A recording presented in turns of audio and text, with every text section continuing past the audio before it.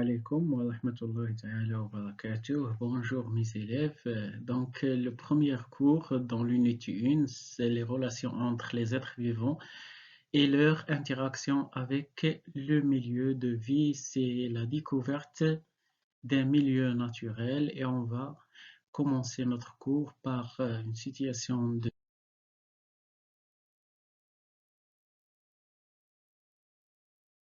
départ. Donc, observez les images suivantes et posez des questions.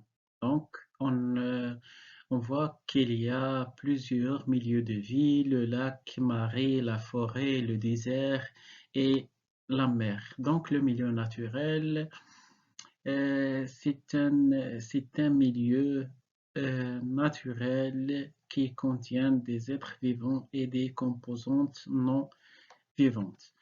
Donc, les milieux naturels, comme on a déjà vu, sont très diversifiés et on a besoin de plusieurs outils et techniques qui permettent de découvrir les composantes vivantes et non vivantes et la diversité aussi de ces milieux naturels.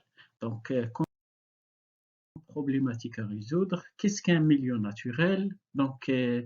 تعريف الوسط الطبيعي أو ما هو الوسط الطبيعي.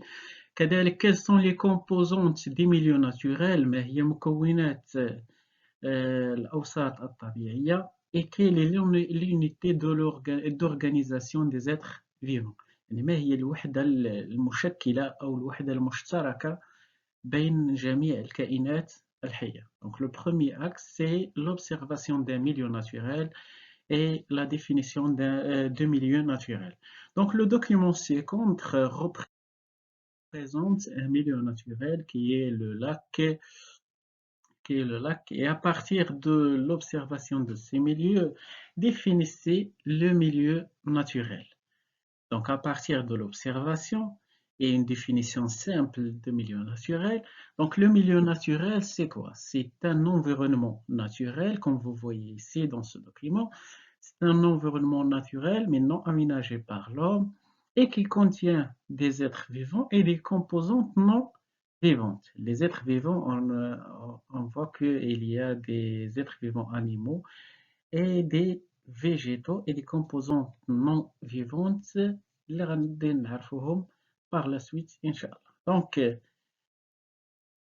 Le milieu naturel, comme on a déjà dit, le milieu naturel, c'est un environnement naturel et non aménagé par l'homme et qui contient des êtres vivants et des composantes non vivantes. Donc, conclusion, on trouve dans le milieu naturel des êtres vivants, la biocénose et des composantes non vivantes, la biotope.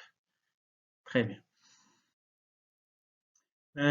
Pour les outils techniques de découverte d'un milieu naturel, donc pour découvrir un milieu naturel, on a besoin de plusieurs outils matériels et techniques pour mieux caractériser les composantes de milieu naturel. Et les outils qu'on a besoin pour découvrir un milieu naturel, on a besoin d'une carte topographique et boussole. Donc, ce document résume quelques instruments utilisés lors de la sortie dans le terrain. Donc, on a besoin d'une carte topographique et boussole, bloc-notes, stylo feutre, jumelles, appareil photo, boîte en plastique, pelle, la loupe, fil fouchoir, pince et ciseaux pour la capture des coléoptères. Donc, chaque outil il a un rôle très important, comme la carte topographique, c'est pour connaître les reliefs de milieu et aussi باش نحددوا المكان ديال الوسط الطبيعي. La boussole, c'est l'orientation des cartes et permet aussi la détermination des directions.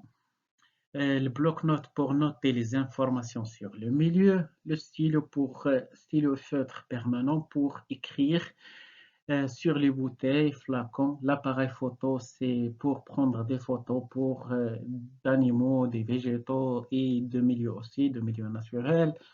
Jumelles, et sont utilisées pour l'observation des animaux sans dérangement, comme les oiseaux et les mammifères. Donc كنستعملوه باش كنشوفوا كنلاحظوا الحيوانات اللي يمكن يخافوا منا وما نستطيعوش نشوفوهم عن قرب.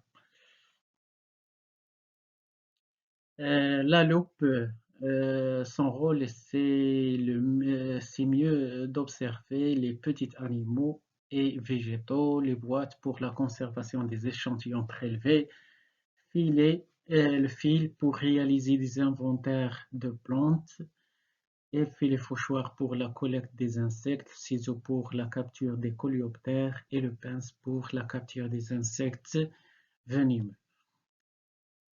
Donc, on peut conclure que la découverte d'un milieu naturel nécessite des outils et des techniques et ces dernières permettent la détermination des composantes et les caractéristiques de milieu.